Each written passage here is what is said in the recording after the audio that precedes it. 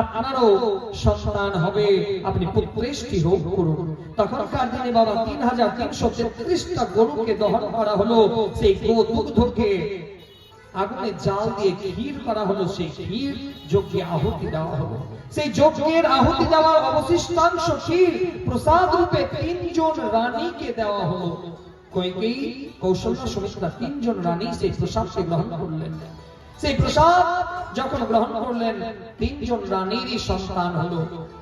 এমনকি এই আজকের দিনে চৈত্র মাসের শুক্ল পক্ষের নবমী তিথি, এই নবমী তিথিতে প্রভু রাম এলো কেন? 9 সংখ্যা হচ্ছে পূর্ণ সংখ্যা। 9 সংখ্যাকে কেউ কোনোদিন ভাঙতে পারেনি। 9 এর ঘরের নামটা তো জানা আছে, আমি আমার ভুল হতে পারে, আমি অঙ্কে কাঁচা ছিলাম, আপনাদের মনে আছে তো? হ্যাঁ কি না আছে? তো 9 2 18 হয় না? ভুল ঠিক না ভুল? তো 18টা কেমন করে লেখা হয়? 1 এর পিঠে 8, তাই না? তাহলে 1 আর 8 যদি যোগ করা হয় কত হবে? 9 হবে।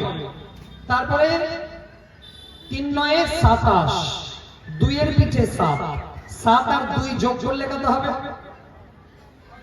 4 9 36, 3 এর পিঠে 6, 6 আর 3 যোগ করলে কত হবে? কত হবে? শুনতে পাচ্ছি না, জোরে বলুন। 5 9 45, 4 এর পিঠে 5 যোগ করলে কত হবে? 7 9 63, 6 প্লাস 3 যোগ করলে কত হবে?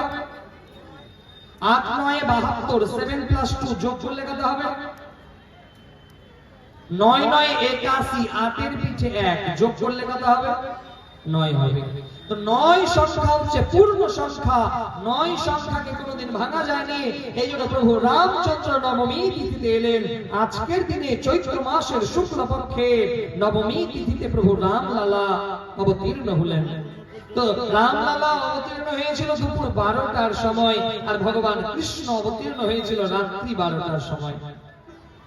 যে একজনের প্রাকট্য হয়েছে দিনের বেলায়, আর একজন নাটখাট, ভগবান কৃষ্ণ নাটখাট হয়েছে রাত্রিবেলাতে।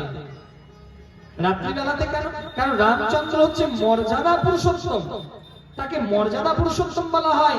আর গোবিন্দ হচ্ছে নাটখাট, ও অন্ধকারকে দূর করার জন্য রাত্রিবেলাতে অবতীর্ণ হয়েছে। মানে রাত্রিবেলাতে অন্ধকারকে দূর করার জন্য ভগবান কৃষ্ণ অবতীর্ণ হয়েছে। প্রথমে রামলালা অবতীর্ণ হলো দুপুর 12টার সময়। 1 ঘন্টা পরে লক্ষণ, ভরত, শত্রুঘ্ন এরা কিন্তু একই দিনে 4 ভাই অবতীর্ণ হলেন। তো রামায়ণকে 5টা লীলাতে বর্ণনা করা হয়েছে: বাল্যলীলা, বিবাহ লীলা, বনলীলা, যুদ্ধলীলা, রাজ্যলীলা। এই 5টা লীলা, যে বাল্যলীলাতে প্রভুর বাল্যকালের যে লীলাগুলো সেটা আছে। কারণ প্রভু রামচন্দ্র গুরুদেবের আশ্রমে গেলেন শিক্ষা লাভের জন্য, তারপরে বিবাহ লীলা, যে আপনারা সবাই এই বিবাহ লীলা সম্বন্ধে জানেন। যে একবার মহারাজ জনক সীতা মায়ের স্বয়ম্বর সভা করলেন, যে যত বীর আছে সবাইকে নিমন্ত্রণ জানানো হলো যে এই হরধনু ভাঙতে পারবে সে আমার কন্যা সীতাকে বিবাহ করবে, সীতা তাকে বরমালা পরাবে। অনেক রথী মহারথীগণ এলেন বাবা সেই জনকপুরে, সেই মহারাজ জনকের সভা। সেখানে গুরুদেব রাম লক্ষণকেও নিয়ে গেছেন। অনেক বড় বড় রথী মহারথী বীর, তারা গিয়ে সে হরধনুকে স্পর্শ করতে পারলো, কিন্তু তাকে আর তুলতেই পারলো না। সমস্ত ঋষি, সমস্ত বীর, মহাবীর যখন তাকে তুলতে পারলো না, মহারাজ জনক বলছে এই ভূমণ্ডলে কি একটাও বীর নাই? মহারাজ জনক বলছে এই পৃথিবী কি আজকে বীর শূন্য হয়ে গেল, যে আজকে কি একটাও বীর নাই, যে যার সাথে আমি আমার কন্যা সীতার বিবাহ দিতে পারবো? এই পৃথিবী কি বীর শূন্য হয়ে গেল? সেই সময় লক্ষণ উঠে দাঁড়ালো যে হে রাজন, আপনি বলছেন কি বীর শূন্য? আপনি কাকে বলছেন বীর শূন্য? সেই সময় গুরুদেব রামচন্দ্রকে আদেশ দিলেন, রাম তুমি যাও। রামচন্দ্র গেলেন, সেই হরধনুর কাছে প্রণাম করলেন, আর হরধনুকে মানো একটা খেলনাকে যেরকম তোলে সেই রকম রামচন্দ্র তুলে প্রথম চাচা পাতে গেলেন, সেই হরধনু ভেঙে গেল। যখন হরধনু ভাঙল, চারদিকে ভয়ঙ্কর গর্জনা আরম্ভ হলো। সবাই যত রথী মহারথী ছিল সবার হৃদয় কেঁপে গেল। এই সাধারণ কোন বীর নয়। সেই সময় সীতা দেবী রামচন্দ্রকে মালা পরাবে। এবার সীতা দেবীর থেকে রামচন্দ্র উচ্চতাতে অনেক উঁচু।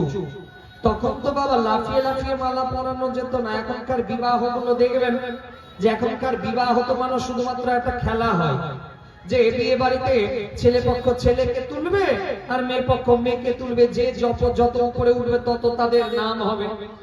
কিন্তু দেখবেন বিয়ে বাড়িতে তো যাই, অনেক সময় দেখতে পাই ছেলের দল বল, ছেলের বরযাত্রী ছেলেকে তুলছে, আর একটু উপরে তুলে দাও ভগবানের কাছে পৌঁছে যাবে। মানে উপরে যে প্যান্ডেল থাকে সেই প্যান্ডেলকে স্পর্শ করিয়ে দেয়। এদিকে মেয়ে পক্ষের লোক ভাবে নিজেকে কম ভাবে না, তারাও মেয়েকে একদম উপরে চাপিয়ে দেয়, আর একটু চাপালে ভগবানের কাছে চলে যাবে। সেখানে মালা বদল হয়, কোন মালা বরকে পরানো যায়, কোন মালা মাটিতে পড়ে যায়। এতে কি হয়? সেই নব দম্পতির অকল্যাণ হয়। এই জন্য দেখবেন এখনকার বিয়ে বাবা 6 মাস হওয়ার পরে, 6 মাস যখন যেদিন বিয়ে হবে সেদিন দেখবেন যে বাড়িতে অনেক ঘটা লোকজন আসবে, একদম চাকাচাক ড্রেস পরে আসবে, ধুতি পাঞ্জাবি বরযাত্রী এত সেজে গুজে আসবে। আপনাদের এখানেও দেখতে পাবেন হয়তো যেদিন বিয়ে রিসেপশন হয় দেখবেন সবাই একদম বড় চাকাচাক হয়ে আসবে। আর 6 মাস পরে বাড়িতে দেখবেন কালো কালো গাড়ি ঢুকবে, কালো কালো কোট পরা লোকগুলো আসবে। কেন আসবে? ডিভোর্স ফাইল করানোর জন্য। 6 মাস কালো কোট পরা লোক উকিল 6 মাস পরে আসবে। কেন?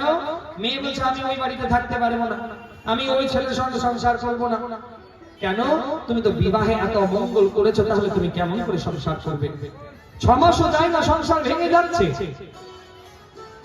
আর দেখুন সেই রামলালার বিবাহকে, যে প্রভু রাম অনেক লম্বা, সীতা দেবী বরমালা পরাতে পারবে না।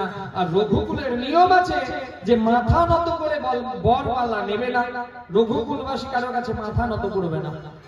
এবার সীতা দেবী আর লক্ষ্মণের মনে মনে কথা হচ্ছে। সীতা দেবী লক্ষ্মণকে বলছে, ভাই তুমি তোমার দাদাকে বলো না একটু মাথা নত করে, আমি মালা পরাবো। লক্ষ্মণ বলছে যে বৌদি আমাদের রঘুকুলের নিয়ম আছে মাথা নত করা যাবে না, আমরা সূর্যবংশীয়, এরা মাথা নত করবে না, তুমি কোন উপায় করো। লক্ষ্মণ বলছে দাঁড়াও বৌদি, এর উপায় আমার কাছে আছে। লক্ষ্মণ গিয়ে এবার রামচন্দ্রের পা ধরে পড়ে গেল দাদা বলে। এইবার তো লক্ষ্মণ আর ওঠে না, একদম সাষ্টাঙ্গে রামচন্দ্রকে প্রণাম করছে। তো রামচন্দ্র মনে ভাবছে কি ব্যাপার, আমার ভাই আজকে সাষ্টাঙ্গে প্রণাম করছে কেন? লক্ষ্মণ কিন্তু আর ওঠে না, পা ধরে ধরে আছে। তো রামচন্দ্র ভাবছে যে আমার ভাই উঠছে না, একটু ধরে ওঠাই। যেমনি মাথা নিচু করে ধরে ওঠাতে যাবে, ওই সময় সীতা দেবী রামচন্দ্রের গলাতে মালা পরিয়ে দিল, বলো রাধে রাধে। বিয়েতেও কি এত আস্তে উলুধ্বনি দেন?